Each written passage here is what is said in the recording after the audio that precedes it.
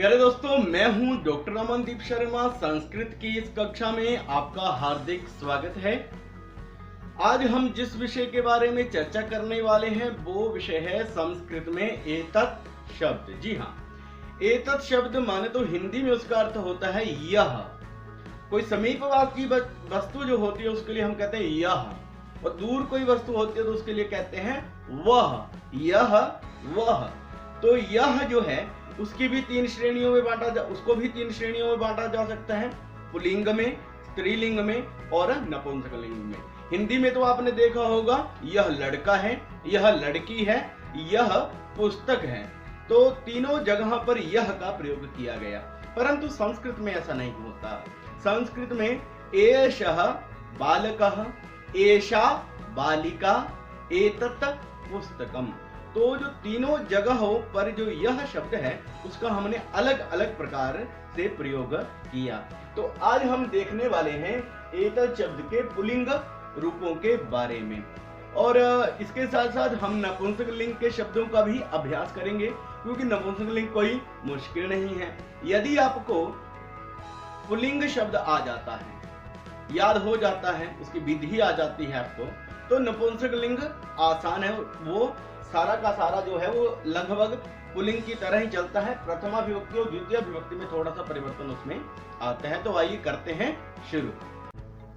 अब देखिए, प्रथमा विभक्ति में बनता है एषः, पुल्लिंग में जहां पुरुषवाचक होते हैं वहां पर एषः साथ साथ में बोल सकते हैं, आप अभ्यास कर सकते हैं, क्योंकि कई बार क्या होता है कि हम इसको सही उच्चारण नहीं कर पाते हैं, तो इसलिए बोलना ज्यादा अच्छा रहता है साथ साथ में।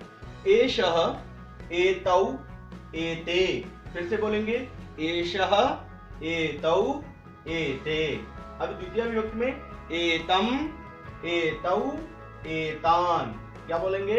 एतम, एतौ, एतान। तृतीय विभक्ति में चलते हैं एतेन, एताभ्याम, एतैहि। एतेन, एताभ्याम, एतैहि। एतस्मै, एताभ्याम, एतेभ्यः।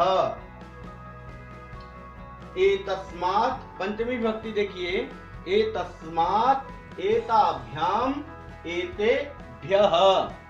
अब देखिए षष्ठी विभक्ति एतस्य, एतयोः, एतेषाम्। एतस्मिन्, सप्तमी विभक्ति में आगे हैं हम, एतस्मिन्, एतयोः, एतेषु। फिर से एक बार देखेंगे, एषः, एतौ, एते, एतम, एतौ, एतान। एतेन, एताभ्याम, एतैहि, एतस्मै, एताभ्याम, एतेभ्यः। एतस्मात्, एताभ्याम, एतेभ्यः। षष्ठी विभक्ति एतस्य, एतयोः, एतेषाम्, एतस्मिन्, एतयोः, एतेषु। अब एक वचन को यदि हम याद करना चाहें तो कैसे होगा?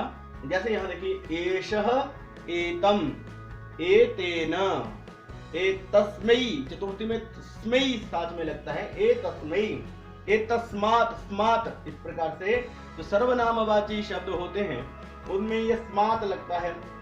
और षष्ठी विभक्ति में एतस्य, एतस्मिन्। अब देखिए द्विवचन। द्विवचन मुझे लगता है कि आसान लगेगा आपको।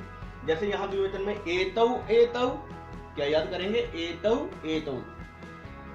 प्रथमा विभक्ति के द्विवचन जो है ना और द्वितीय का एक जैसा होता है। उसके बाद एताभ्याम, तृतीया, चतुर्थी, पंचमी में एताभ्याम, एताभ्याम, एताभ्याम बनता है। ठीक है।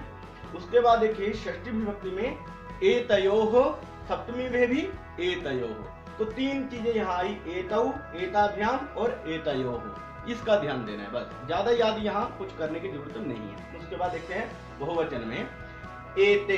बहुवचन में क्या बना यहाँ हमारा? एते, एते, एतान, एतैहि। अब ये एते जो है ना हमारा यहाँ पर प्रथमा व्यक्ति का बहुवचन, इसको देखिए यहाँ भी आया, एते साथ में हमने जोड़ा भ्यः, एते भ्यः, एते शाम, एते शु। तो यहाँ भी यदि हम इसको याद रखेंगे, एते जोड़ना है, उसके साथ भ्य जोड़ना है, यहाँ भ्य, उसके बाद शाम जोड़ना है, शु जोड़ना है, और इस प्रकार से हमें याद हमारा एतत् शब्द जो है पुल्लिंग रूप याद हो जाएगा। अब मैं करता हूं प्रथमा विभक्ति के प्रथमा विभक्ति और द्वितीय विभक्ति के जो एतत् शब्द के पुल्लिंग रूप हैं, इन दोनों को साफ कर देता हूं, क्योंकि जो हमारा अगला अभ्यास है वो है नपुंसकलिंग। नपुंसकलिंग में इन दो जगहों पर ही परिवर्तन आने वाला है, परंतु उससे पहले मैंने आपको इसका अर्थ भी बताना है, वो बता देता हूं। एषः का मतलब होता है यह, एतौ यह दो, एते यह सब, एतम इन दोनों को, यह को क्या बोलते हैं, यह दो को नहीं बोलते, हम क्या बोलते हैं, इन दोनों को, ये तो इसको, सॉरी, यहाँ एतम को बोलेंगे हम, इसको, इन दोनों को, इन सब को, यह सब को, ऐसे तो नहीं बोलते हैं अभ्यास में, जो वाक्य प्रयोग होता है उसमें बोलता है इन सब को। उसके बाद देखिए तृतीय विभक्ति में एतेन, इसके द्वारा, एताभ्याम इन दोनों के द्वारा, एते ही इन सब के द्वारा, एतस्मै इसके लिए, एताभ्याम इन दोनों के लिए, एतेभ्य इन सब के लिए, एतस्मात् इससे, एताभ्याम इन दो से, एतेभ्य इन सब से।